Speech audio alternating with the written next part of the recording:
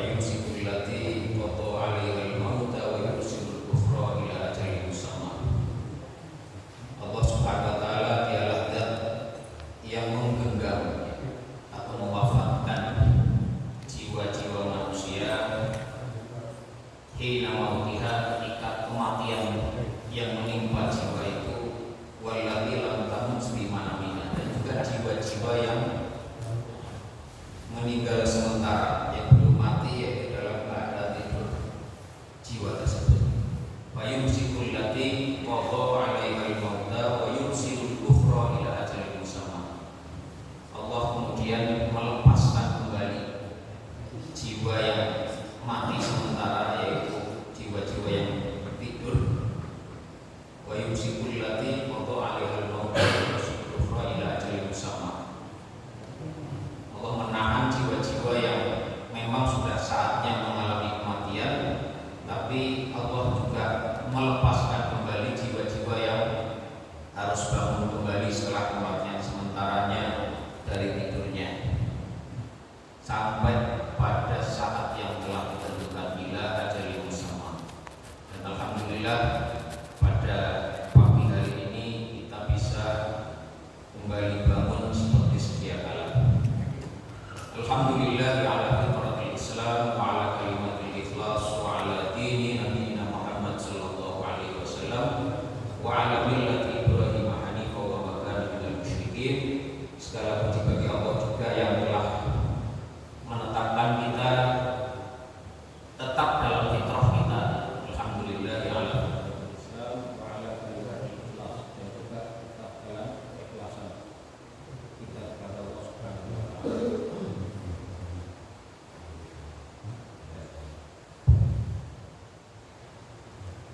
Allahumma sholli wa sallim wa barik ala nabiyyina Muhammadin wa ala alihi wa ashabihi wa man ihtada bi hadihi wastana bi sunnatihi ila yaumil amma ba'd. Ma'asyiral muslimin yang dirahmati Allah Subhanahu wa taala, pada beberapa kesempatan sebelumnya, kurang lebih yang saya ingat sudah hampir setahun ya, mungkin ya, kira-kira setahun, kita mengkaji tentang hadis pertama dari Al-Quran dan Al-Qur'an, yaitu innamal a'malu binniyat wa innamal likulli ma nawa. Faman kana hijratuhu ila Allah wa rasulihi faman kana hijratuhu ila Allah wa rasulihi. Wa man kana hijratuhu li dunya yusibuha aw imra'atin yankihuha fa hijratuhu ila ma hajara ilaihi. Hampir setahun kita mengkaji hadis ini, dan insya Allah pagi hari ini kita sudah mau sampai kepada titik terakhir ya, dari pembahasan tentang niat. Pada pekan sebelumnya kita sudah mengkaji tentang konsep-konsep yang keliru tentang ikhlas. Kita sudah mengkaji juga tentang bab-bab yang mengganggu keikhlasan, seperti ada riya, kemudian muncul kawannya yang disebut dengan sum'ah, yang juga kadang-kadang lahir juga saudaranya yang satu lagi, yaitu ujub. Dan kita sudah sekilas juga menyinggung tentang al-maqasid as-sayyidah, tentang sejumlah tujuan-tujuan yang salah dari ibadah kita. Ada yang pertama adalah sebabnya karena ittiba'ul hawa atau mengikuti hawa nafsu. Contohnya adalah contoh seperti yang disebutkan dalam hadis niat tadi. Orang-orang yang secara lahir aktivitasnya adalah aktivitas ibadah kepada Allah Subhanahu wa taala, yaitu hijrah, tetapi tujuannya adalah hawa nafsu, yaitu memperturutkan hawa nafsunya saja, yaitu keinginan untuk mendapatkan dunia atau hanya ingin meraih impian dia untuk menikahi seorang perempuan. Paman kana hijratuhu li dunya yusibuha aw imra'atin yankihuha fa hijratuhu ila ma hajara ilaihi. Aktivitasnya sama dengan orang-orang yang berhijrah dari Mekah ke Madinah, tapi motivasinya, tujuannya tidak lain bukan karena Allah Subhanahu wa taala, tetapi untuk dunia yang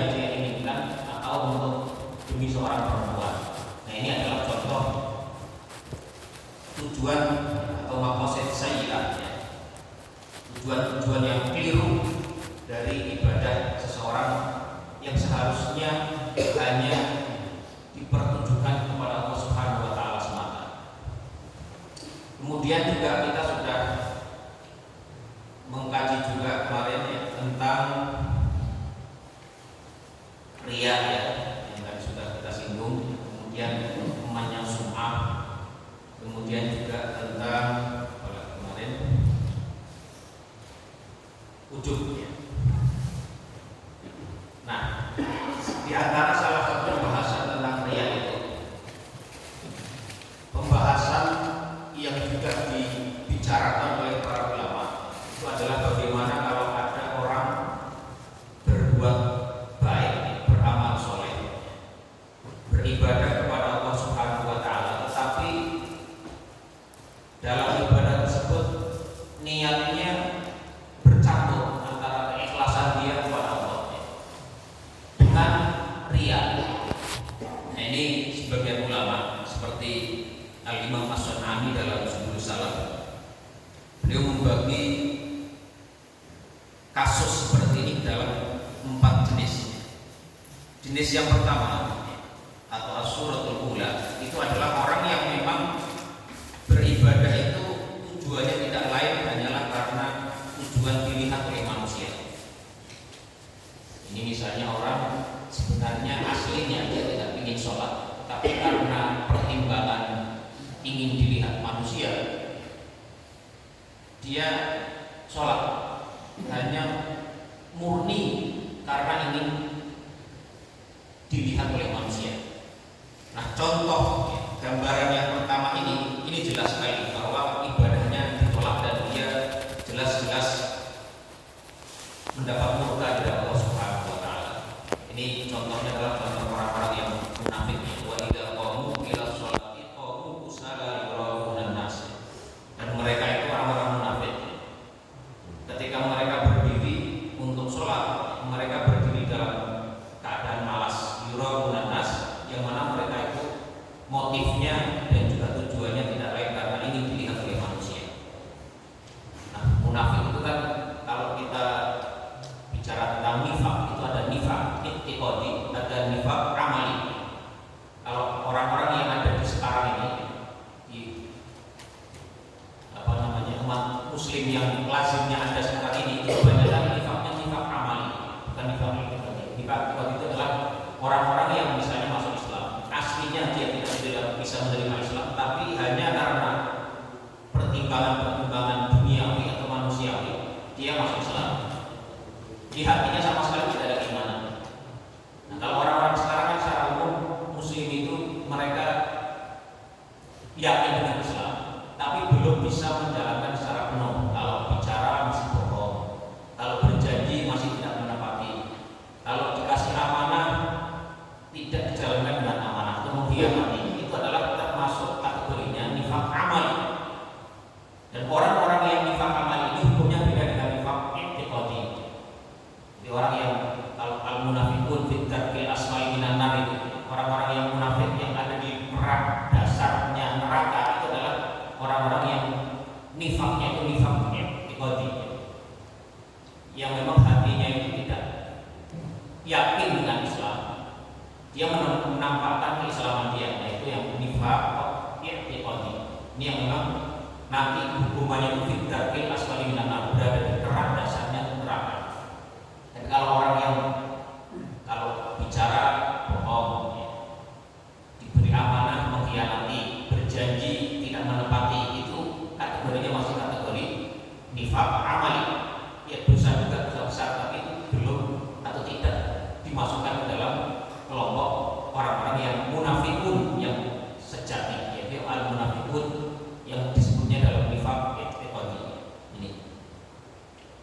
Kemudian yang kedua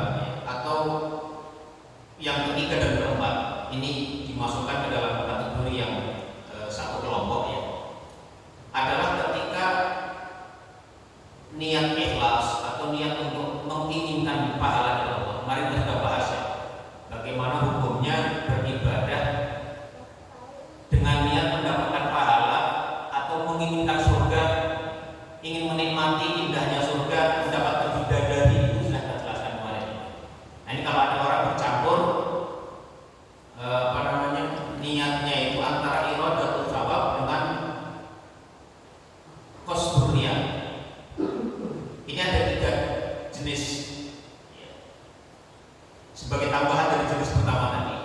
Kalau keinginan atau niat dia, tujuan dia untuk mendapatkan pahala atau karena lillahi ta'alanya itu lebih kuat daripada riyanya, maka hal ini nanti dihitung menurut sejumlah para ulama As-San'ani dan juga Al-Ghazali. Imam Al-Ghazali juga mengatakan kalau orang yang bercampur antara niat ikhlas dia dengan riya dia, maka nanti akan dilihat sejauh mana timbangan keduanya. Kalau misalnya ikhlasnya lebih kuat, maka ya dia dapat pahala lebih banyak. Jadi seperti macam persentase. Kalau ikhlas murni itu 100%, maka kalau misalnya orang bercampur dengan riya, dilihat sejauh mana timbangannya. Katakanlah kalau ikhlasnya itu 80%, riyanya 20%, maka yang 80% itu akan diganjar dengan pahala yang baik, yang 20%-nya akan diganjar dengan balasan siksa. Ini dalilnya adalah Imam Al-Ghazali itu berdalilkan ayat "Faman ya'mal mithqala dzarratin khairan yarah wa man ya'mal mithqala dzarratin syarran yarah." Orang itu kalau berbuat baik walaupun 1%, dia akan diganjar dengan kebaikan pula. Dan barang siapa yang berbuat buruk meskipun 1%, persentase paling kecil atau 0,0001% umpamanya, kalau kita anggap sebagai bilangan terkecilnya itu, maka dia juga akan mendapati hasilnya seperti itu. Ini jadi dilihat sesuai seberapa besar persentase dari masing-masing. Juga beliau berdalil dengan ayat "Innallaha la yadhlimu mithqala dzarrah." Innallaha la yadhlimu mithqala dzarratin wa in taku hasanatan yudha'ifha. Allah itu tidak pernah akan mendzalimi seseorang walaupun kebaikan itu sebesar dzarrah, dari 0,001% atau sebesar biji sawi. Kalau dulu orang-orang tradisional menafsirkan kata dzarrah. Kalau orang sekarang dzarrah itu digunakan untuk mengartikan atom, atau sebesar biji atom, atau sebesar neutron misalnya. Bagi orang-orang yang mungkin memahaminya, neutron sebagai partikel paling kecil dari sebuah benda. Ya innallaha la yadhlimu mithqala dzarratin wa in taku hasanatan yudha'ifha. Sungguhnya Allah tidak akan menzalimi seseorang itu atau menzalimi hambanya itu walaupun sebesar atau seberat atom, sebesar biji sawi. Wa in taku hasanatan yudha'ifha. Kalau itu sebuah kebaikan, maka Allah akan melipat gandakannya. Ini. Kemudian bagaimana kalau antara niat ikhlas dengan niat atau dengan riyanya itu sama-sama? Ini juga akan dilihat 50% ya, maka timbangannya seperti itu.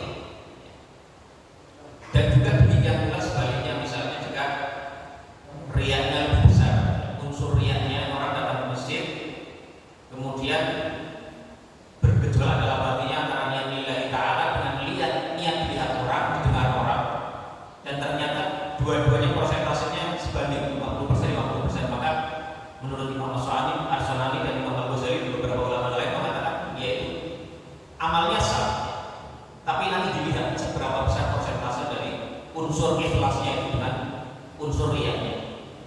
Ya meskipun kalau bercampur begini ya tidak bisa dibilang ikhlas, karena kata ikhlas itu adalah murni 100%. Ini. Tetapi ada juga pendapat ulama yang lain yang mengatakan unsur riya itu kalau memang dia itu masuk ke dalam ibadah seseorang, itu bisa merusak amal ibadahnya meskipun sedikit. Jadi pendapat yang kedua itu mengatakan kalau ada orang mencampur dalam ibadahnya, mencampur dalam aktivitas amal solehnya antara niat lillahi ta'ala, niat untuk karena Allah atau karena ingin mendapatkan pahala dari Allah Subhanahu wa taala, bercampur dengan unsur riya, maka ini sudah dapat disebut bahwa amal ibadahnya itu rusak dan tidak bisa diterima. Ini antara lain adalah pendapat yang diambil oleh Al-Imam Al-Harith Al-Muhasibi. Beliau ini adalah seorang ulama yang dalam kitab-kitabnya banyak menulis tentang kitab tafsir dan nasbusnya, kitab tentang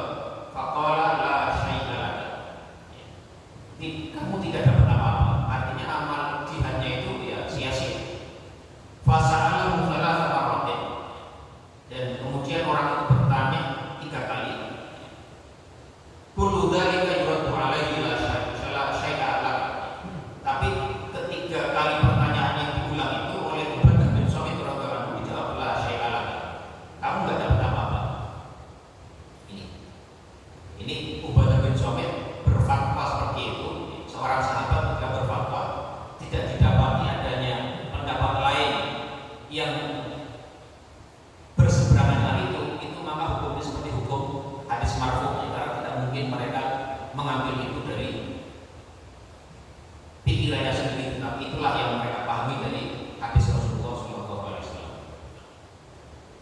Dan ada sejumlah hadis-hadis yang lain, argumentasi yang lain yang dijadikan pendapat bagi kelompok yang ini. Nah, kemudian juga ada pembahasan mengenai bagaimana orang-orang yang beribadah, dan ini sebenarnya sudah pernah kita bahas, tapi kita ingin melakukan pendalaman sekali lagi. Orang-orang yang beribadah, tapi ibadahnya itu, niatnya itu bercampur dengan tujuan yang bukan karena Allah atau karena pahala di akhirat, yaitu bercampur antara tujuan duniawi, tapi tujuan duniawi ini bukan karena ingin dilihat manusia, bukan karena ingin didengar manusia, bukan karena ingin pujian manusia. Misalnya orang yang berhaji tapi juga sambil ingin berbisnis, tujuannya haji tapi sambil berniat untuk mendapatkan usaha. Ini bagaimana? Atau orang ngajar ilmu, ngaji tapi ingin dapat honor, misalnya orang ngajar ngaji tapi juga berharap ingin dapat honor. Atau orang misalnya puasa tapi niatnya sambil niat diet, atau karena ngirit puasa tapi wah biar gak makan siang 25.000 daripada kali sekian saya puasa aja misalnya. Atau niat diet, wah daripada saya ini apa namanya berat badan terus meningkat, saya puasa biar badan saya turun kilogramnya misalnya. Ini bagaimana hukumnya? Nah, ini para ulama berbeda pendapat juga dalam hal ini, tapi pendapat yang paling kelihatannya paling masuk akal, paling bagus argumentasinya itu adalah pendapat yang disampaikan oleh Imam Al-Qarafi, seorang imam besar dalam mazhab Maliki. Beliau mengatakan kalau memang ya, jadi beliau itu membedakan antara riya dengan hal-hal seperti tadi. Jadi kalau ulama tadi berbeda pendapat ya, kalau misalnya apa namanya riya itu bercampur dengan niat ikhlas, niat lillahi ta'ala, atau niat karena pahala dari Allah Subhanahu wa taala bercampur dengan riya, itu banyak yang mengatakan bisa menggugurkan amalnya. Ada juga seperti tadi ada As-Sunani dan Al-Ghazali mengatakan itu ditimbang sesuai berapa besar persentase dari masing-masing. Tetapi banyak juga yang mengatakan hal seperti itu bisa menggugurkan amalnya. Tetapi kalau campuran niat itu, campuran keikhlasan itu, ketidakmurnian ikhlas atau lillahi ta'ala itu karena faktor-faktor lain, seperti tadi orang niat mencari ilmu, mengajarkannya karena bisa dapat penghasilan, atau haji bisa sambil usaha, umroh karena sambil bimbing jemaah karena digaji, karena ingin gaji, karena dia perlu gaji itu ya. Atau macam-macam tadi yang semisalnya. Itu beliau mengatakan hal ini berbeda ya, dengan faktor-faktor riya tadi. Kalau faktor riya itu bisa beramal, tapi kalau ini tidak. Karena apa? Karena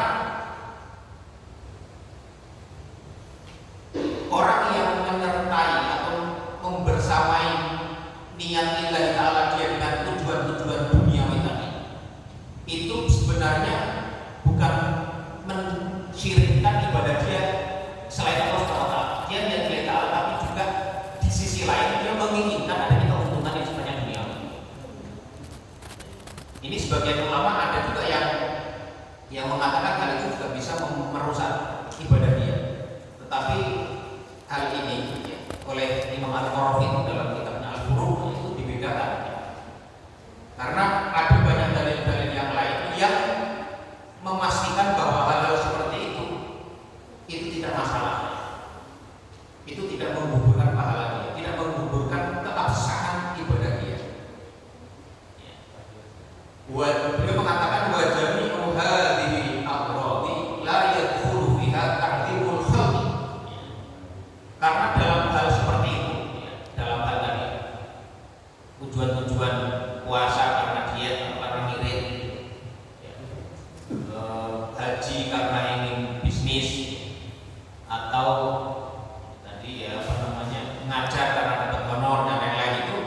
itu bukan karena dia ingin dimuliakan oleh makhluk atau ingin terlihat mulia oleh makhluk, bukan. Tapi beliau litasdiqi umurin minal masalih, tetapi hanya mengumpulkan maslahat-maslahat yang mungkin dia dapatkan karena ibadah dia ini. Dan ini berbeda hukumnya antara yang pertama dengan yang kedua tadi. Nah, apa argumentasinya? Argumentasi orang-orang yang membedakan ini, mereka berdalil dengan sejumlah ayat ya. Misalnya kalau tentang haji itu contohnya adalah ada ayat yang dalam surat Al-Baqarah 198 itu Allah berfirman laisa 'alaikum junahun an tabtaghu fadlan min rabbikum. Bukan, tidak ada dosa bagi kalian, atas kalian untuk mencari karunia Allah ketika kalian menjalankan ibadah haji kalian. Jadi ini tidak merusak hajinya, tidak merusak hajinya. Makanya kalau dulu ya mahasiswa Timur Tengah itu kalau haji niatnya karena ingin cari uang juga, dorong ya, jualan obat. Nah ini tidak merusak pahala hajinya. Atau orang punya travel, dia niatnya berangkat haji karena kan berbisnis, karena ingin mendapatkan penghasilan dari hajinya ini, karena dia perlu membimbing atau menyertai jemaahnya agar dia dapat uang. Nah seperti itu, kalau niat itu ada, tapi dalam hatinya memang ada niat keikhlasan lillahi ta'ala bercampur dengan itu laisa 'alaikum junahun an tabtaghu fadlan min rabbikum. Tidak ada dosa atas kalian kalau kalian menginginkan mendapatkan karunia, maksudnya adalah perniagaan atau usaha ya, yang kalian inginkan beserta dengan niat haji kalian. Kemudian juga ada banyak ayat-ayat juga yang mirip ya, misalnya ketika tadi yang kita pernah bahas juga bagaimana ketika Nuh alaihissalam menyuruh umatnya untuk beristighfar, itu beliau mengiming-imingi dengan maslahat duniawi juga. Faqul tastaghfiru rabbakum innahu kana ghaffara. Aku ucapkan kepada kalian istaghfiru rabbakum, beristighfarlah, mintalah kepada Allah Subhanahu wa taala, innahu kana ghaffara, dialah zat yang Maha Pengampun, yursilis sama 'alaikum midrara, maka Allah akan menurunkan hujan kepada kalian, wa yumditkum bi amwali wa banina wa yaj'al lakum anhara, dan Allah akan memberikan rezeki pada kalian berupa anak-anak, berupa harta benda, dan juga mengalirkan sungai-sungai. Jadi ada masalah-masalah yang sifatnya duniawi yang bisa diperoleh karena orang beribadah kepada Allah Subhanahu wa taala. Itu harap itu tidak merusak amal perbuatan orang tersebut. Atau Rasulullah dalam sebuah hadis yang meskipun riwayat ini derajatnya tidak terlalu kuat, beliau pernah mengatakan dawu maradhakum bisadaqah, obatilah orang-orang yang sakit di antara kalian dengan sedekah. Itu artinya orang sedekah dengan niat sembuh dari penyakit, itu diakui oleh Nabi Muhammad SAW. Niatnya tidak merusak amal ibadahnya. Tetapi ya, para ulama yang berpendapat demikian, mereka juga meyakini bahwa maksud-maksud untuk mendapatkan masalah duniawi itu bisa mengurangi pahala dari ibadah tersebut. Jadi kalau ada orang tadi dia ngajar ngaji demi dapat gaji, atau haji demi berusaha, puasa demi agar diet agar dia bisa lebih sehat, itu semua tujuan-tujuan itu bisa mengurangi pahala dia di sisi Allah Subhanahu wa taala. Ini didasarkan pada sejumlah riwayat seperti hadis Rasulullah SAW dalam Sahih Muslim. Beliau pernah bersabda, "Ma min waziyatin aw sariyatin tabsu fataqnamu illa kamu wa taslamu illa kamu ta'ajjalu thulutsai ajrihim." Thulutsai ajrihim. Kalau ada orang yang berperang, kemudian mereka menang dan mendapatkan ghanimah, dan mereka menerima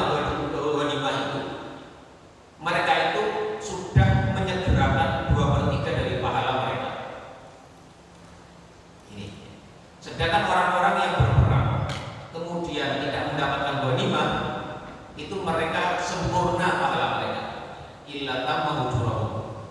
Ini dalam Sahih Muslim. Jadi orang-orang yang berperang, berjihad fisabilillah terus dapat ghanimah, dapat harta rampasan perang, itu mereka sudah mensegerakan 2/3 dari pahala mereka.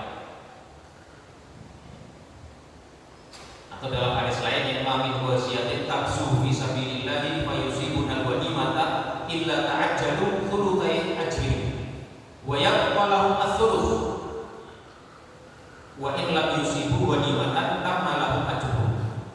Jadi kalau orang tadi berperang di jalan Allah mendapatkan ghanimah, mereka sudah mendapatkan seperti 2/3 dari pahala mereka, wa yabqa lahum ats-thuluts, dan mereka masih punya sisanya sepertiga lagi nanti akan diambil di akhirat. Wa in lam yusibu ghanimatan tamma lahum ajruhum. Kalau mereka tidak mendapatkan ghanimah, maka pahalanya itu sempurna. Nah, ini contoh betapa maslahat duniawi itu tidak menggugurkan ibadah, tapi bisa mengurangi pahala ibadah seseorang. Ada juga qaul sahabi, pendapat seorang sahabat, wa qala ahlus sahabat, fa minna man mata wa lam yakul min ajri syai'an. Ada orang-orang yang di antara kita, kami para sahabat itu yang mereka mati wa lam yakul min ajri syai'an, dan dia tidak memakan atau tidak mendapatkan dari pahalanya sesuatu. Maksudnya adalah itu tadi. Jadi mereka ini menganggap sesuatu yang mereka dapatkan maslahat dari hasil ibadah mereka dunia seperti ghanimah perang itu sebagai ajr, sebagai pahala. Wa minna man na'at lahu thamratu. Tapi ada orang-orang di antara kita karena dia tidak mendapatkan ghanimah kemudian buru meninggal dulu. Na'at lahu thamratu. Buah yang dia hasilkan itu semakin matang nanti dicapai ke akhirat. Bahwa ya dibuah, maka dia akan memanennya, akan memetik hasilnya itu nanti di akhirat nanti sebagai pahala yang utuh dari Allah Subhanahu wa taala. Ini ya. Jadi sekali lagi, kalau ada orang-orang yang beribadah kemudian ada masalah-masalah duniawi yang ia ingin dapatkan, selama tujuan aslinya adalah lillahi ta'ala, tapi kemudian bercampur dengan niat ingin mendapatkan masalah duniawi, maka itu tidak merusak. Yang merusak itu kalau tujuannya adalah hawa nafsu atau riya, sebagaimana sudah kita jelaskan tadi atau beberapa waktu yang lalu.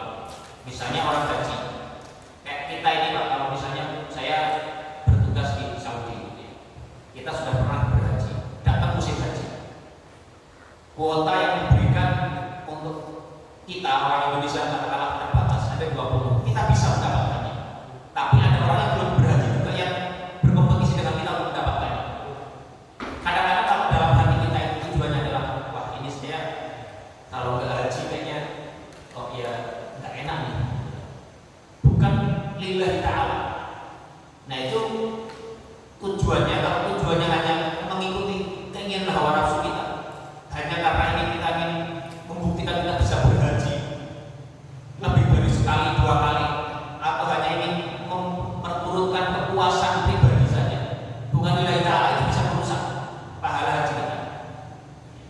Karena itu kita tujuan hajinya adalah memperturutkan hawa nafsu kita, atau karena riya ingin dilihat orang, wah dia bisa berhaji lagi, dia bisa berhaji lagi. Nah seperti itu bisa merusak. Tapi kalau tadi tujuannya itu adalah kemaslahatan duniawi yang memang diakui ya, oleh syariat itu sendiri, seperti tadi bersedekah dengan niat menyembuhkan penyakit, berhaji sambil berniaga, mendapatkan honor dari ngajar dia. Nah, hal-hal seperti itu tidak merusak selama itu ada sisi keikhlasan dalam hatinya, meskipun bercampur dengan tujuan seperti ini. Ini ya. Apa? Ya mumpung ya. Mumpung, tapi mumpungnya mumpung yang dibenarkan, itu tidak merusak amal ibadah kita. Dan ini mungkin bisa kita analogikan dengan banyak hal yang dalam kehidupan kita sehari-hari. Kalau kita melakukan satu ibadah bercampur dengan masalah dunia,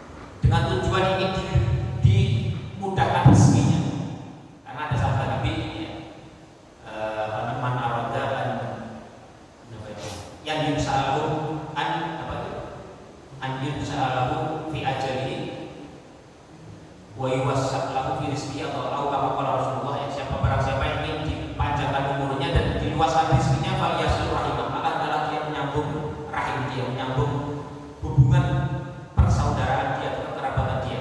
Nah, orang yang bersilaturahim karena tujuan itu yang sama dengan ini, tidak merusak nilai silaturahim, tapi bisa berkurang pahalanya.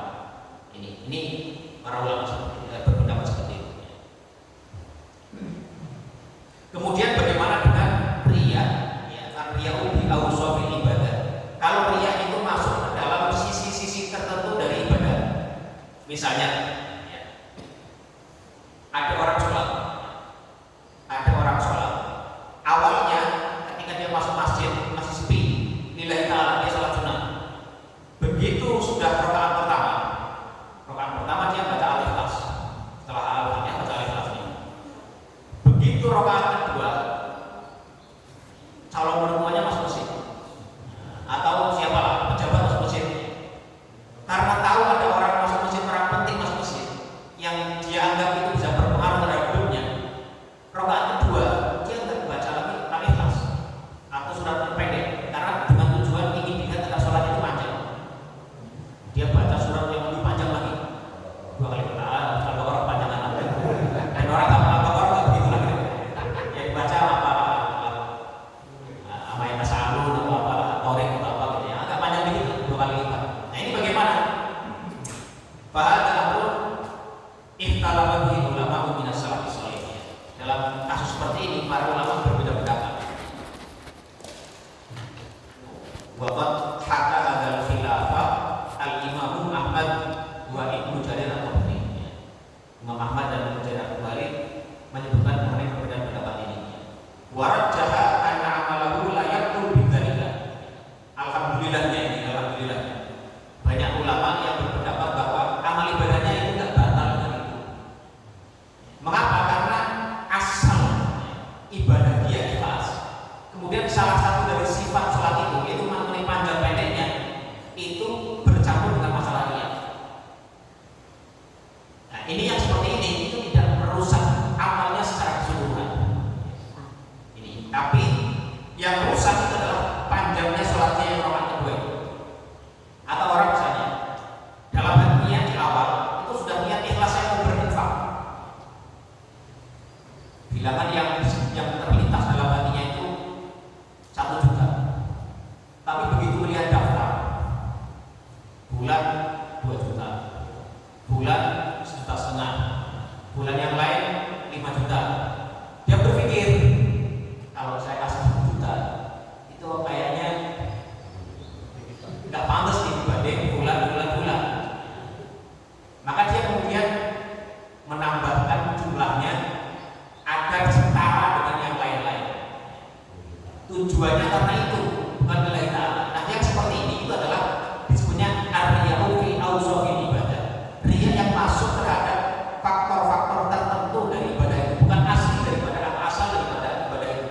Yang seperti ini, alhamdulillahnya para ulama banyak yang berpendapat itu tidak merusak ibadahnya secara keseluruhan, tetapi jumlah tambahannya itulah yang rusak, karena dia menambahkan itu bukan karena Allah Subhanahu wa ta'ala.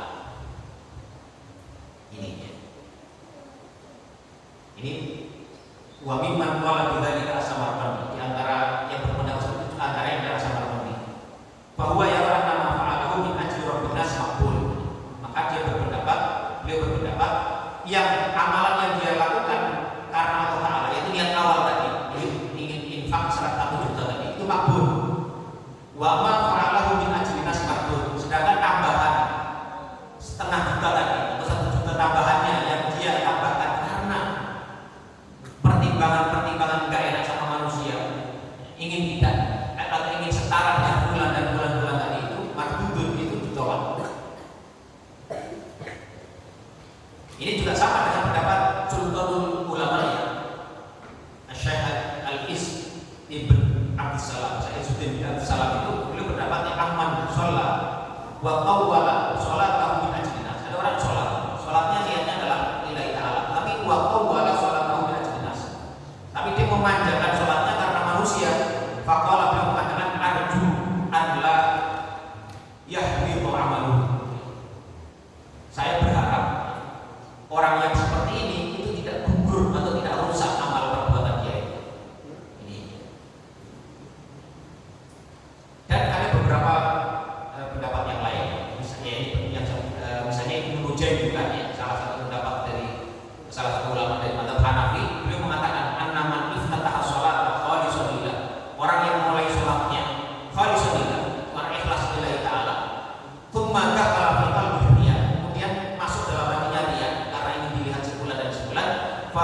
ala maftatah. Maka dia itu berada seperti dalam apa yang dia mulai tadi. Ini pendapat para ulama tentang masuknya riya dalam sebagian segmen atau bagian dari ibadah itu tidak merusak secara keseluruhan. Dan kita mudah-mudahan berdoa seperti itu, karena manusia itu susah. Kita ini hamba-hamba Allah yang lemah dan sulit, kadang-kadang tidak mudah untuk memerangi hal seperti itu.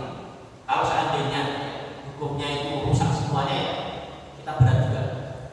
Tapi alhamdulillah para ulama dengan pemahaman mereka terhadap dalil-dalil yang ada itu berpendapat seperti itu. Jadi harapan kita insya Allah itu tidak merusak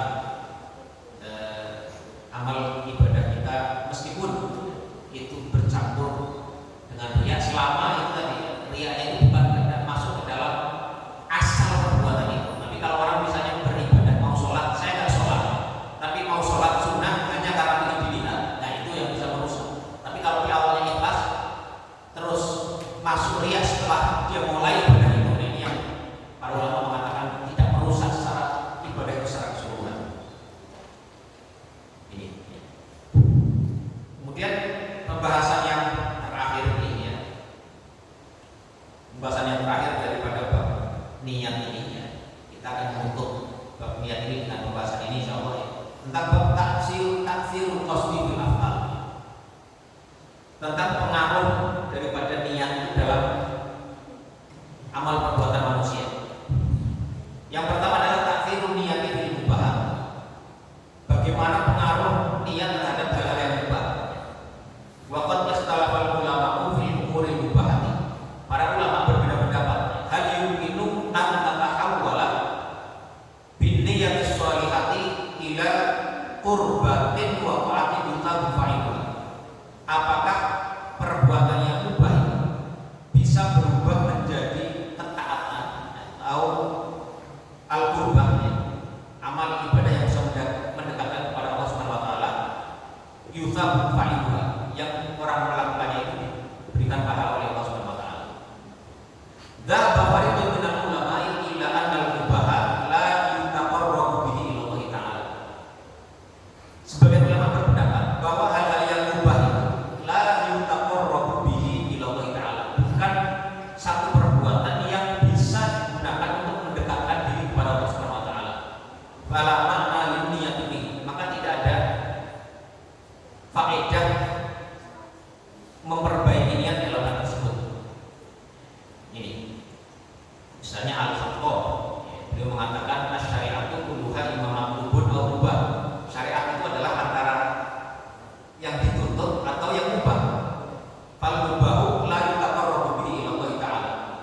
Maka sesuatu yang mubah itu tidak bisa digunakan untuk mendekatkan diri kepada Allah Subhanahu wa taala. Ini sebagian ulama berpendapat demikian. Wa dhahaba fariqun akharu minal ulama'i ila anna niyatal khayrati ya ila anna niyatal khayrata tuhawwilul mubaha ila qurbatin yukjaru sahibuha.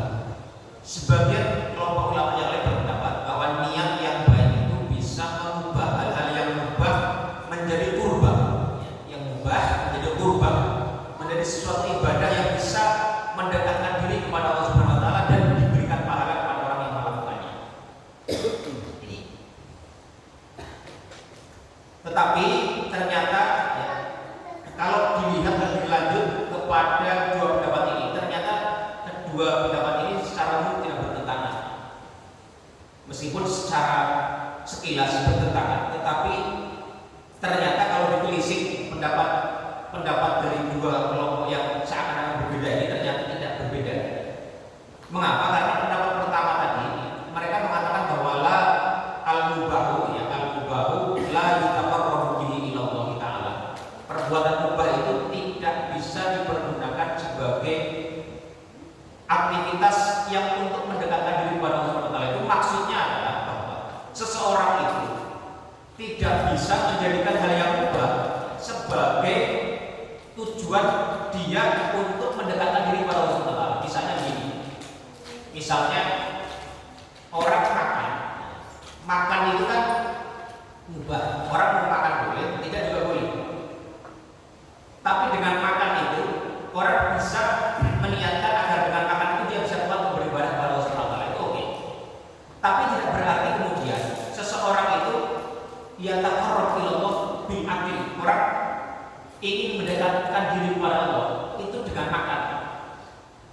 Jadi agar dia amalnya banyak atau karena ingin berbuat amal soleh itu dia makan terus dengan niatan itu untuk mendekatkan diri kepada Allah Subhanahu wa taala.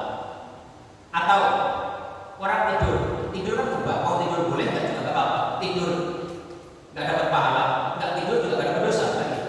Tapi tidur kalau diniatkan itu bisa menjadi ibadah. Misalnya kalau dia ingin tidur dengan niat agar bisa bangun malam misalnya, agar dia bisa lebih kuat beribadah setelah dia bangun tidur misalnya.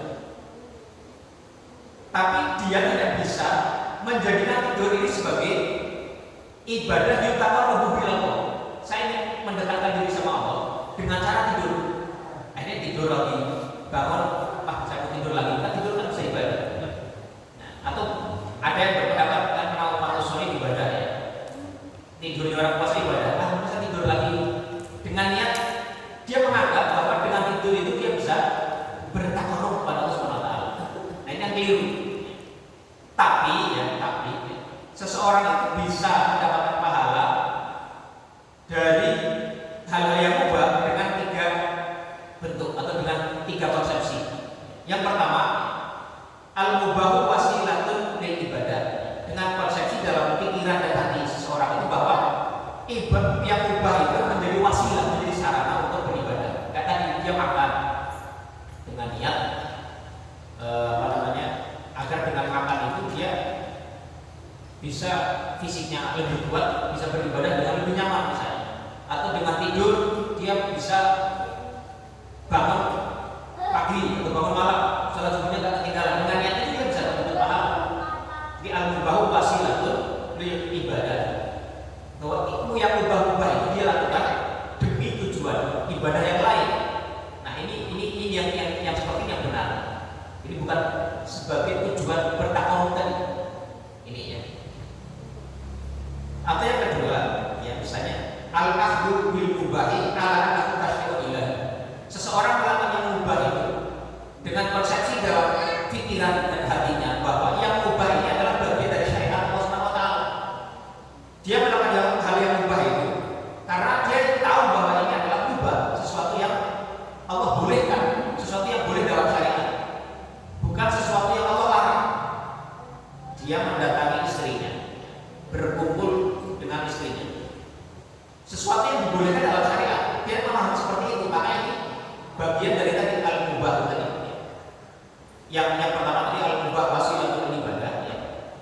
Yang mubah itu sebagai wasilah, sarana dia menuju ibadah. Atau yang kedua itu meyakini bahwa yang mubah itu adalah bagian dari syariat yang memang Allah tentukan seperti itu. Dia makan kambing, ya, mubah kan? Makan kambing boleh dan juga apa-apa.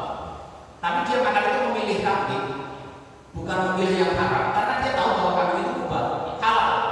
Nah seperti ini adalah contoh yang kedua yang seharusnya diyakini dalam seseorang ketika dia melakukan hal yang mubah. Ini. Kemudian yang ketiga ya al-mubah bil juz'i matlubul bil kulli ala jihadin nadbi awil wujud. Jadi kalau orang-orang makan, kan makan ini asalnya mubah ya. Tapi orang kalau nggak makan selama sehari penuh atau lebih dari itu, dan itu bisa membahayakan dirinya, membahayakan dia, maka hal seperti ini juga bisa diniatkan menjadi ibadah.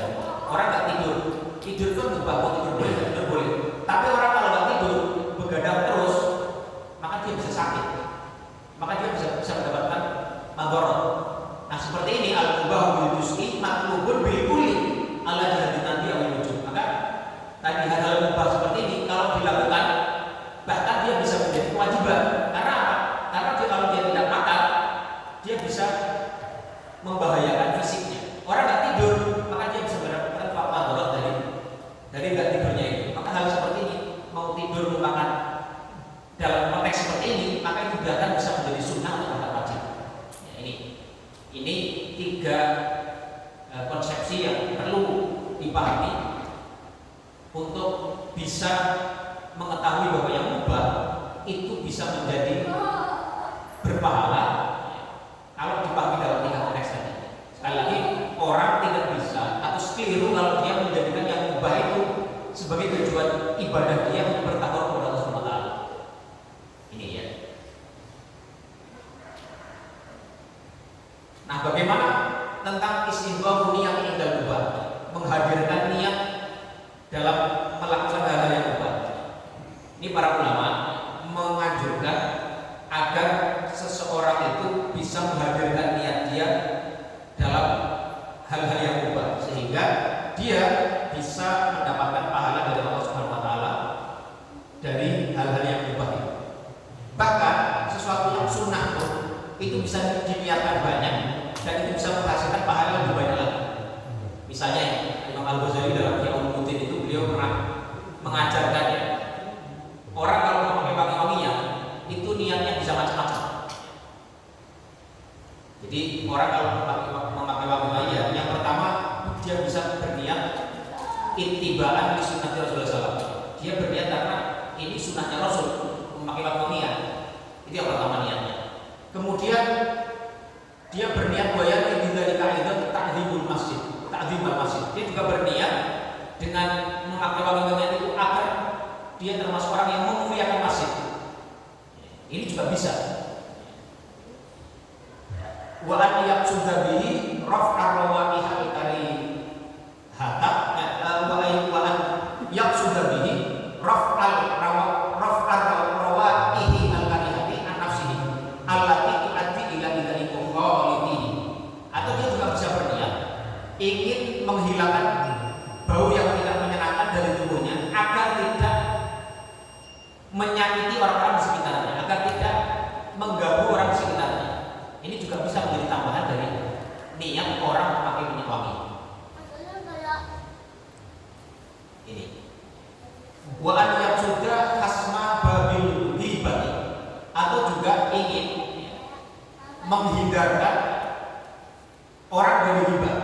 Wa an yaqsuda hasma babil hibati anil mubtabina idza tabuhu birrawa'il karihati. Fayaqsunallaha bisababi. Dia kalau berniat juga ke saya pakai minyak wangi agar orang-orang kalau ketemu saya, kalau saya bau, takutnya mereka akan nanti ngomongin saya masuk masjid dalam keadaan tubuhnya bau perengus. Nah, ini seperti itu juga bisa masuk dalam tambahan niat. Ini, jadi memperbanyak niat bisa memperbanyak pahala menurut banyak daripada menurut banyak para ulama. Bahkan ini juga ada ulama yang takaluf ya, kalau kita boleh katakan berlebihan. Sampai ada seorang ulama disebut Ibnu Hajj dalam kitab Al-Mafal, beliau pernah mengatakan kalau orang pergi ke masjid itu bisa berniat sebanyak sampai lebih dari 90 niat. Salah satunya niat yang bisa dia tambahkan adalah seperti ini. Ini lucu sekali ya, lucu. Hatta annahu rahiba al-khariju ilal masjidi ayyakuna ma'ahu sikina kayyakui annahu idza wajada syatan musobatan qarabat al-mauta adiyat bahah. Jadi seorang itu kalau mau ke masjid, ini menurut pendapat ulama yang satu ini, dia juga dianjurkan membawa pisau dengan niat kalau nanti saya ketemu di tengah jalan ada kambing yang menggelempar-gelempar mau mati, ya, agar tidak menjadi bangkai, saya bisa menyembelih dengan pisau ini sehingga kambing itu bisa halal makan. Ini kan ada ya, seperti takaluk kayak mengada-ada. Jadi ini mengada, saya mengada-ada. Atau misalnya apa pergi kemana gitu ya, ke pasar misalnya, jalan kaki itu terang, ada hujan, dia bawa payung, dia lihat itu nanti kalau hujan dengan payung ini saya bisa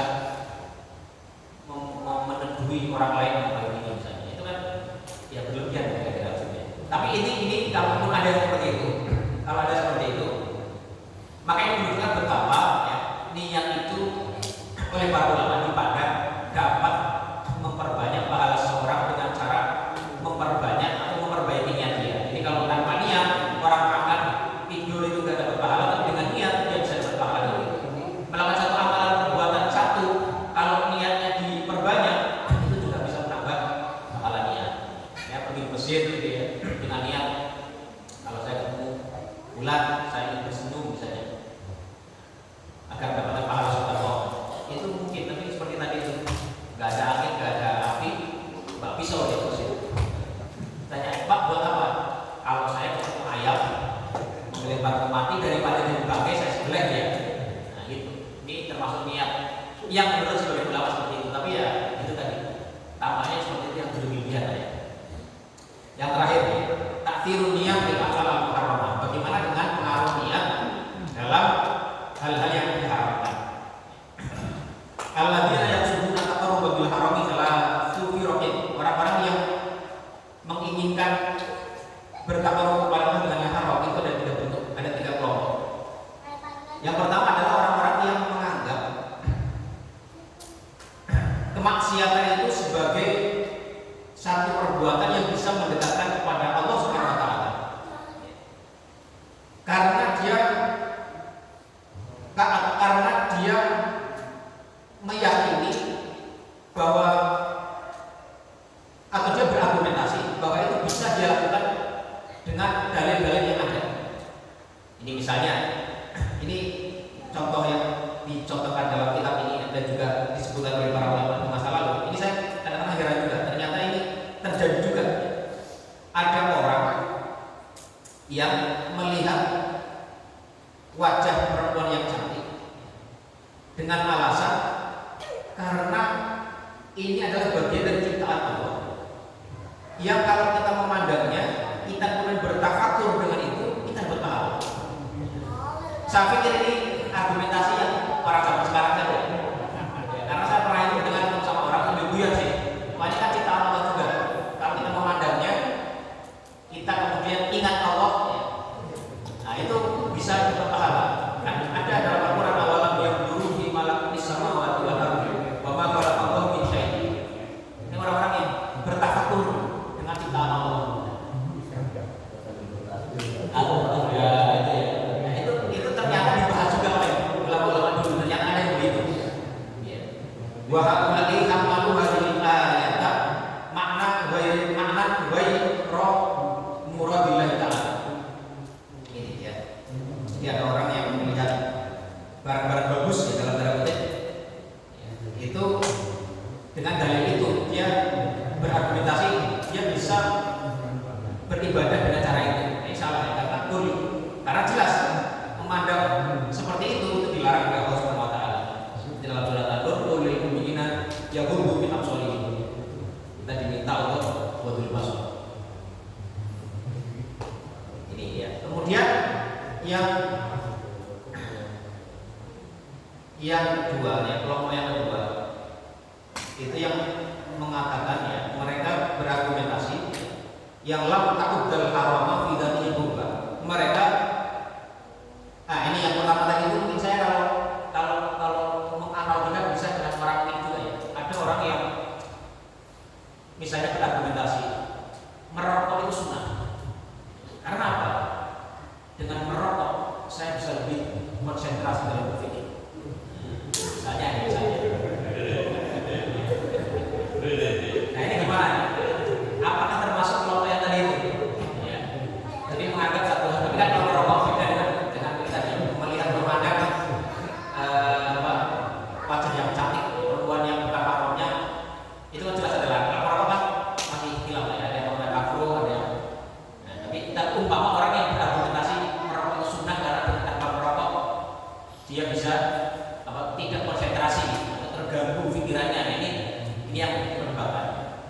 Atau minum karena dengan minum saya bisa lebih sehat, bisa lebih kuat dan lain sebagainya. Atau nyabu kan dia termasuk bagian dari pemabukkan yang membuat gila akal. Tapi dengan nyabu dia bisa lebih kuat.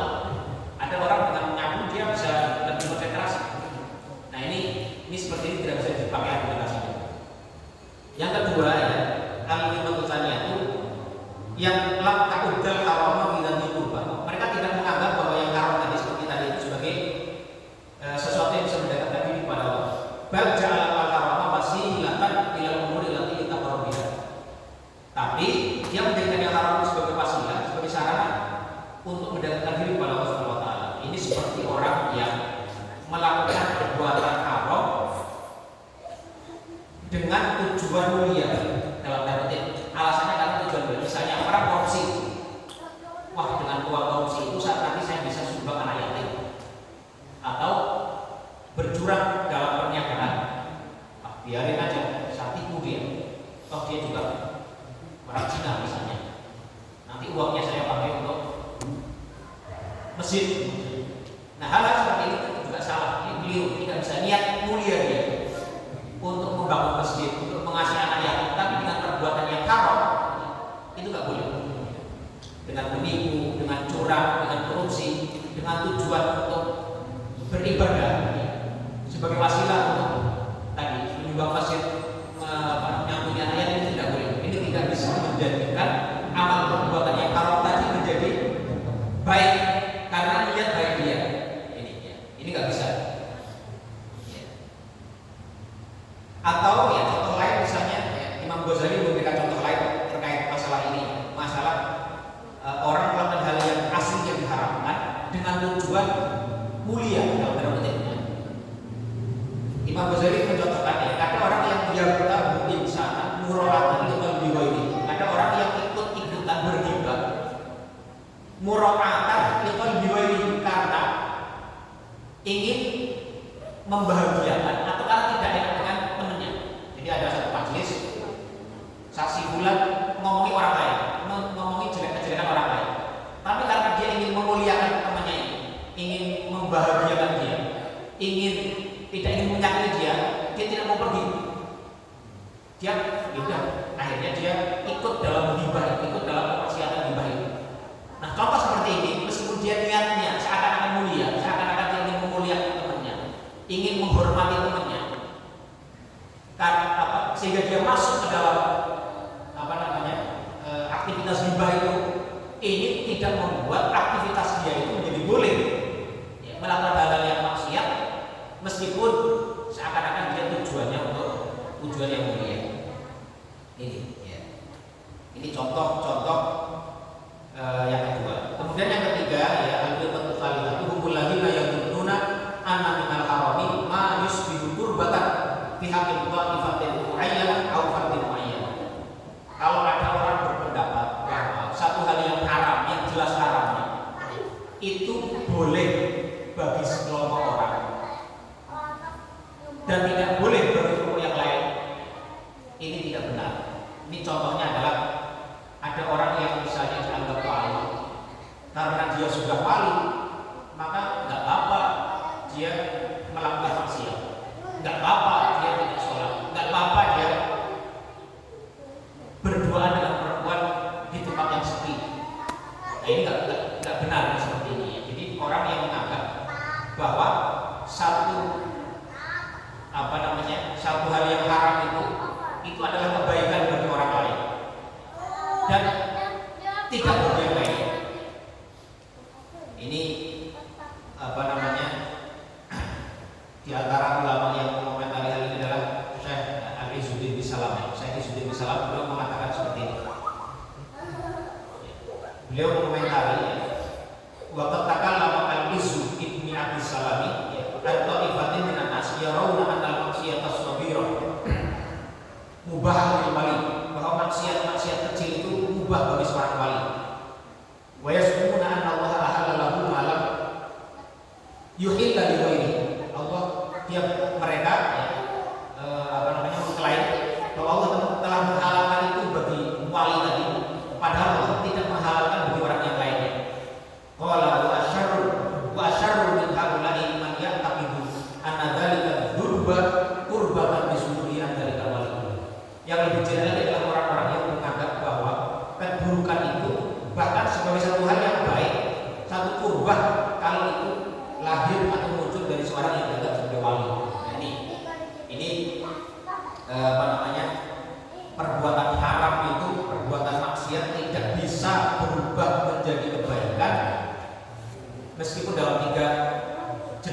yang sudah kita sebutkan tadi.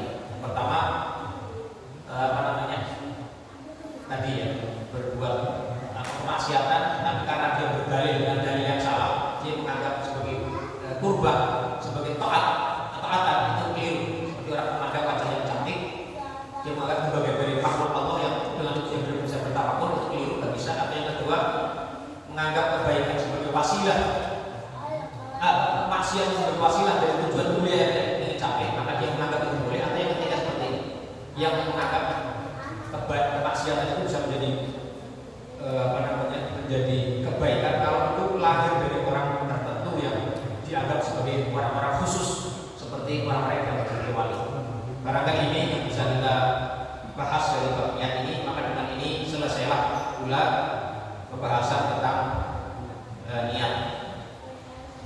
Kita cukup sekian. Sekiranya ada yang menyampaikan pandangan, bertanya, silakan.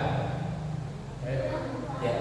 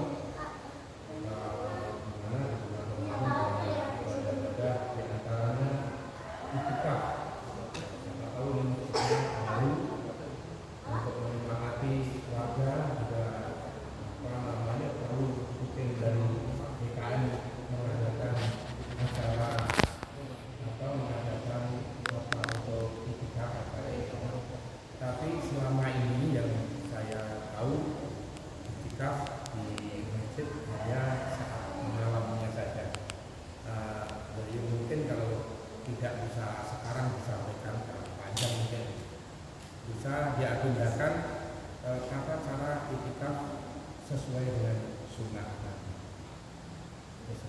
Iya. Ya, terima kasih. Ya, ini yang pertama yang mengenai program itikaf, mungkin nanti dibicarakan pagi ini kan ada raker ya. Agak TKM nanti bisa dibicarakan program Ramadan ke depan seperti apa. Yang pertama. Yang kedua tentang itikaf, memang para ulama itu ada istilah. Iktikaf itu kalau dalam mazhab Syafi'i itu boleh walau burhatan, boleh walau sejenak. Jadi orang masuk masjid, kemudian niat iktikaf itu boleh. Makanya kalau di kampung-kampung itu biasanya ada plat ya, apa namanya itu kaligrafi, misalnya nama itu iktikaf lillahi ta'ala. Itu karena menganut mazhab Syafi'i. Jadi kalau orang masuk masjid, dia boleh naik niat iktikaf walaupun sejenak, selama dia berdiam walaupun sejenak. Itu bisa masuk dalam kelompok iktikaf atau masuk dalam kategori iktikaf yang dibolehkan, karena sesuai dengan makna lughawi dari iktikaf itu. Iktikaf itu artinya berdiam di satu tempat, itu iktikaf. Jadi kalau orang berdiam di satu tempat di masjid walaupun itu cuma 5 menit, dia sudah masuk iktikaf. Nah, terkait dengan iktikaf Ramadan, memang kalau Rasulullah SAW itu iktikaf Ramadan di 10 hari terakhir selama bulan Ramadan, dan beliau berdiam penuh selama 24 jam. Nah, ini adalah iktikaf Ramadan yang sempurna seperti itu. Jadi kalau kita mau iktikaf sempurna, mendapatkan pahala iktikaf yang sempurna selama bulan Ramadan, maka dia melakukannya seperti itu. Tetapi orang-orang yang tidak bisa seperti itu, misalnya orang yang terikat dengan pekerjaan, terikat dengan aktivitas lain yang membutuhkan keberadaannya di luar masjid, itu bagaimana? Apakah boleh? Apakah tidak sah dia iktikaf dia karena dia tidak bisa berdiam di masjid selama 24 jam sebagaimana dicontohkan oleh Rasulullah SAW? Maka para ulama kemudian berpendapat, ya, kalau mereka ingin menggunakan pendapatnya seperti pendapat dalam mazhab Syafi'i, maka dia walaupun sejenak, misalnya malam ini saya iktikaf cuma semalam, paginya habis subuh dia keluar karena dia harus berangkat kerja ke Jakarta misalnya. Apakah bisa dikategorikan sebagai iktikaf Ramadan yang disunahkan Rasulullah SAW? Ya kalau kita menggunakan pendapat mazhab Syafi'i, maka itu ya dia iktikafnya selama itu saja, iktikaf yang selama semalam itu saja. Nanti besoknya dia masuk lagi iktikaf baru lagi. Itu. Jadi Jadi ini Pak ya, ini masalah fikih ya, masalah fikih yang mungkin nanti kalau sudah saatnya boleh juga dibahas ya lebih lanjut ya mengenai pendapat-pendapat ini. Sekali lagi kalau kita mau itikaf secara sempurna seperti dicontohkan Rasulullah SAW dan dia mampu untuk itu, maka lakukanlah itu 24 jam. Tidak keluar dari masjid kecuali kebutuhan khusus, misalnya keluar toilet atau misalnya dia junub harus mandi, harus pakai handuk, keluar dari masjid, itu dibolehkan seperti itu. Atau ada pendapat ulama yang lain mengatakan misalnya ada jenazah yang meninggal yang dia harus mengantarkannya, maka dia boleh keluar sebentar. Atau orang sakit, dia harus mengunjungi orang sakit sebentar. Karena orang sakit itu dalam misalnya orang tuanya atau istrinya, dia harus mengantar ke rumah sakit. Itu menurut banyak ulama boleh dia keluar lidharurah karena dia darurat. Tetapi di sisi yang lain, orang-orang yang tidak bisa itikaf secara penuh seperti tadi, seperti contohkan Rasulullah SAW, karena ada ikatan pekerjaan atau ada aktivitas lain yang mengharuskan dia untuk beraktivitas di luar masjid, maka dia kalau beritikaf dengan cara kalongnya, itikaf kalau istilahnya, itikaf yang malamnya itikaf, paginya tidak, ya kalau kita menggunakan pendapat Imam Syafi'i, yaitu dibolehkan juga, meskipun tentu pahalanya berbeda antara itikaf yang 24 jam dengan yang itikaf kalau Allah alam islam. Ya, nanti insya bisa dibahas pada saatnya, dan juga ini bisa menjadi bagian dari program takbir masjid mengenai aktivitas Ramadan yang di depan ini. Ada yang lain? Ya. Terkait dengan dan kami yang seperti ada silaturahmi dan infak itu kalau zaman sekarang kan kalau itu kayaknya dikit ya kalau misalkan yang kita lihat selama ini adalah umat Islam itu dia mengaku muslim, mengaku Islam, tapi dia suka menyerang Islam dan mungkin ada yang bilang dia ada besar itu termasuk infak yang mana? Ya pertama, terus pertanyaan yang kedua adalah mohon maaf mungkin saya kelewat dan masalah lihat itu kalau dia misalkan dipaksa itu sebenarnya seperti apa? Kemudian lihat dengan syarat juga sebenarnya seperti apa? Misalkan kayak kalau zaman dulu ada yang dipaksa untuk kembali gitu kan, jadi sekarang juga ada juga.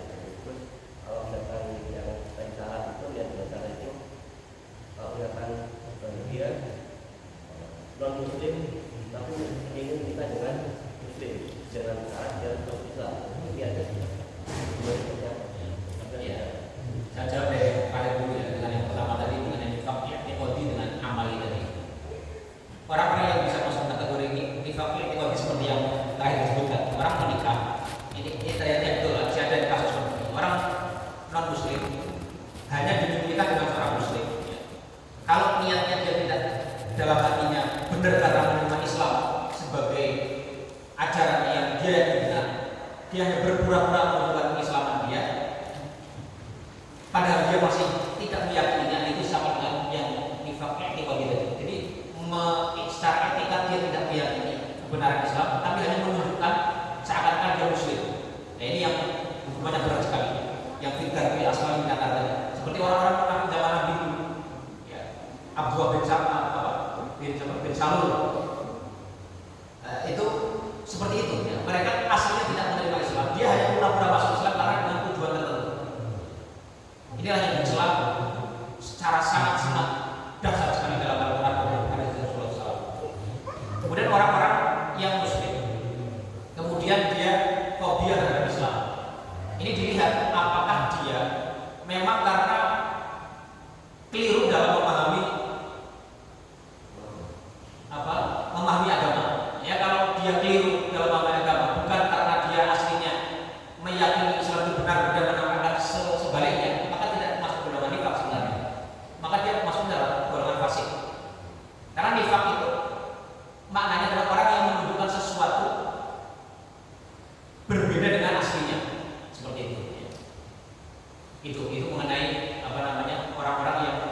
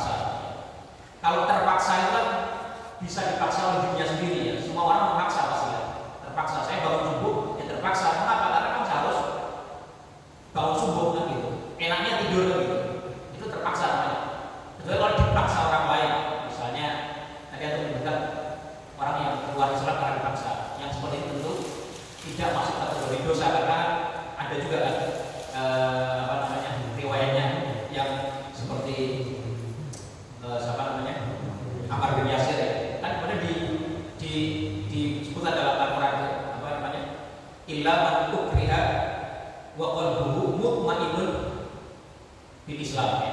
Kecuali orang-orang yang dipaksa untuk mengatakan perkataan yang kufur, tetapi aslinya hatinya mutmainnun bil Islam. Maka orang-orang seperti ini ya tidak dosa, tidak masalah ya. Karena memang dia dipaksa. Hatinya tidak, dia bukan munafik, tapi dia karena paksaan itu, karena membahayakan jiwanya, dia boleh mengatakan sesuatu yang di luar dari apa yang dia yakini. Dia aslinya Islam, tapi dia mengaku kafir karena membahayakan jiwanya. Itu tidak digolongkan termasuk orang-orang yang maksiat kepada Allah Subhanahu wa taala. Karena itu ada ayatnya tadi, illa man ukriha wa qalbuhu mutmainnun bil Islam. Orang-orang yang dipaksa, diancam jiwanya sehingga dia harus mengatakan sesuatu yang secara lahir itu adalah perkataan kufur, mengingkari Allah dan Rasulnya, tapi walaupun tapi hatinya ternyata tenang atau yakin dengan keimanan dia, itu tidak apa-apa. Misalnya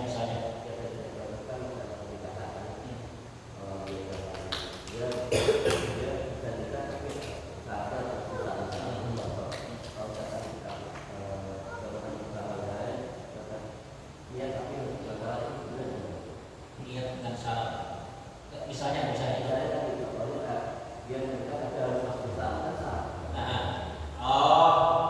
ya. Jadi ini juga ada pembahasan. Saya juga pernah membaca fatwa mengenai masalah ini. Jadi kalau ada orang masuk Islamnya itu kan terpaksa diri karena yang menikah. Tapi dia kalau tadi orang yang aslinya dalam hatinya itu meyakini bahwa Islam itu adalah bukan ajaran yang dia terima sebagai kebenaran, tapi menikah dia mengatakan syahadat hanya untuk mengelabui seakan ada muslim. Itu ini jelas itu dosa besar sekali, apa namanya, maksiat yang luar biasa dan diancam, itu tidak jelas pembinaan, itu nifaq iktikadi. Tapi kalau ada orang yang dia apa namanya masih gamang, dia masuk Islam tapi tidak ada niat untuk tadi mengelabui, menunjukkan keislaman, tapi tidak, dia hanya saya ingin menikah dengan si fulan, maka dia berislam. Tapi Islamnya ini ya belum mantap betul, tapi proses. Nah itu kalau para ulama yang pernah saya baca fatwanya itu, mereka mengatakan yurja, diharapkan Islamnya ini diterima. Mengapa? Karena itu bagian dari proses. Dengan harapan bahwa proses dia berislam nantinya itu bisa membawa dia kepada keyakinan yang sempurna tentang kebenaran Islam. Jadi kalau orang awalnya dia masuk Islam, dia belum yakin betul, tapi dia ya udahlah saya masuk Islam ya, bersyahadat, tapi dia tidak ada niat menyembunyikan keyakinan lama dia bahwa dia mengingkari Islam juga benar, tapi dia mau masuk Islam, cuma belum sebagai sebuah keyakinan yang penuh.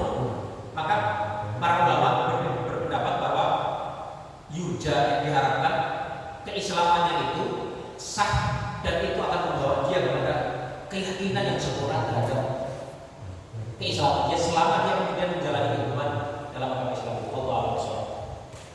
Tapi kalau ada kasus tadi yang pertama tadi, kalau ada orang menyembunyikan kekufurannya padahal dia mengaku Islam, kalau diketahui seperti itu maka nikahnya harus difasakh, nikahnya harus dibatalkan dengan seorang muslimah tadi, karena dia aslinya masih kafir. Dia syahadatnya itu nifaknya hanya untuk mengelabui saja. Nah, terus kalau orang bertanya bagaimana dengan hukum itu tadi, seperti sahabat Nabi yang membunuh siapa namanya?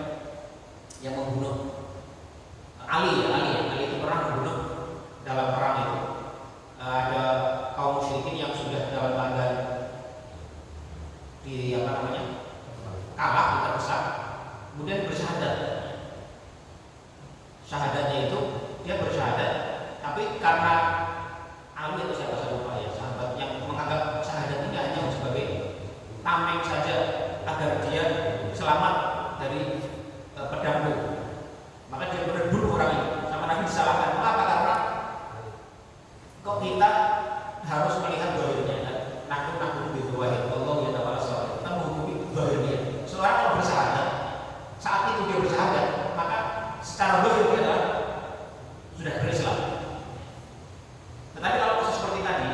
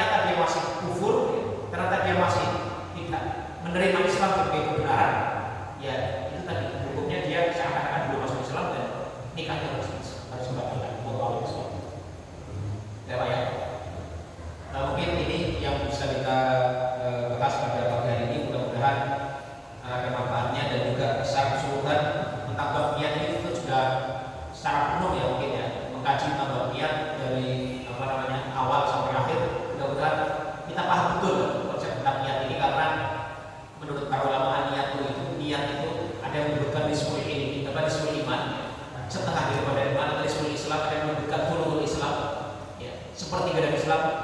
Karena itulah niat itu sangat penting sekali dalam kehidupan kita sebagai seorang muslim. Yang benar datangnya dari Allah